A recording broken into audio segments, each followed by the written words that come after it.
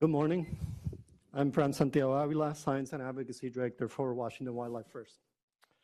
Earlier this month, we filed a federal lawsuit against Director Suswind and Deputy Director Winrope for civil rights violations.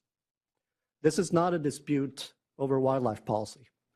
It's not the same old story of fringe hunters versus wildlife lovers. It's about whether government officials should be able to use their authority to intimidate, punish, and silence those who disagree with them. The Constitution has a pretty clear answer to that question. What might be most shocking is Director Suswind didn't even bother to disguise his motivations. He targeted the two commissioners who have disagreed with him most often and most openly.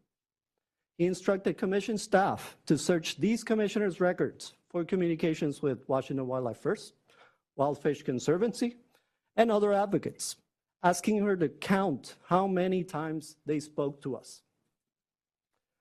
The First Amendment violation is baked right into the memo he sent Governor Ferguson, asking these commissioners to be investigated for, quote, colluding with special interest groups for the purpose of propagating an agenda consistent with the private interest group's desires, unquote. In other words, these commissioners met with us and other wildlife advocates, some of whom have been mentioned this morning, and on some issues, they agreed with us, and these disagreed with him. In his mind, working with industry, hunting, and fishing groups is stakeholder engagement, and talking with wildlife advocates is collusion.